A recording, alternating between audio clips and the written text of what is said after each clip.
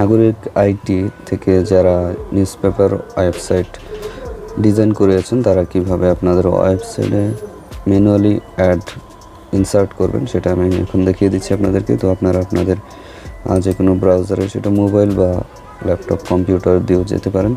তারপর আপনাদের ইউজারে log in করার পর এই যে এরকম ইন্টারফেস আসবে। তারপরে এই যে এখানে ক্লিক করে আপনারা এই যে এখানে যাবেন অ্যাপিয়ারেন্সে যাওয়ার পর এই যে উইজেট যাবেন। আমি এটা মোবাইল দিয়ে দেখিয়ে দিচ্ছি, আপনারা ল্যাপটপ কম্পিউটারে দেখবেন একই রকম আসবে। তো আমি সুবিধার জন্য এটাকে কম্পিউটার ডেস্কটপ ভার্সন করে নিচ্ছি। তারপর আপনারা এই পাশে দেখবেন ইমেজ আছে কোথায়, যেহেতু আপনারা অ্যাড ইনসার্ট করবেন, একটা অবশ্যই ইমেজ অ্যাড হতে হবে। তো আপনারা এই যে ইমেজ এখানে ক্লিক করে আপনারা দেখুন এখানে অনেকগুলো অপশন আছে যে আপনি অ্যাডটা কোথায় শো করতে চান। তো এখানে একবারে হেডার উপরে আছে। তো রিকমেন্ডেশন হচ্ছে আপনারা অ্যাডগুলো হোম অ্যাড 2 থেকে 8 পর্যন্ত যেগুলো আছে এগুলোতে আপনারা অ্যাড দিবেন।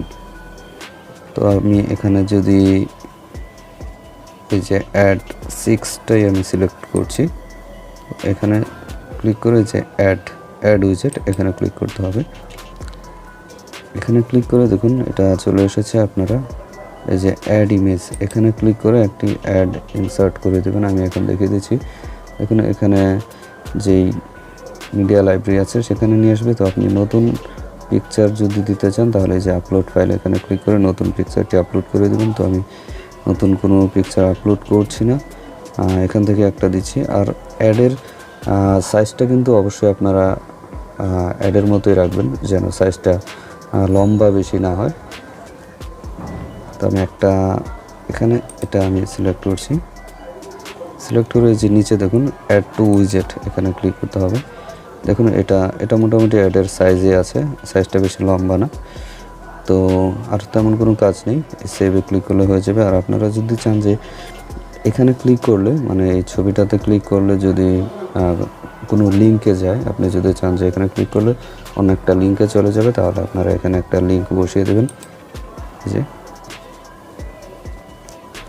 তো লিঙ্ক যদি না দিতে চান আর কোনো কাজ নেই, জাস্ট এই যে সেভে ক্লিক করবেন।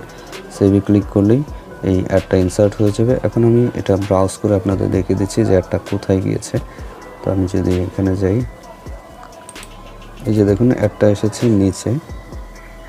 আমি এটাকে আবার মোবাইল ভার্সন করে নিচ্ছি বোঝার সুবিধার্থে।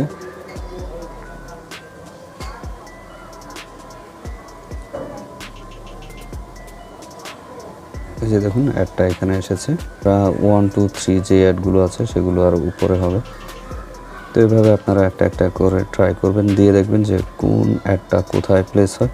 আপনাদের পছন্দ মতো অ্যাডগুলো আপনি রাখতে পারবেন। তো ভিডিওটি দেখার জন্য ধন্যবাদ।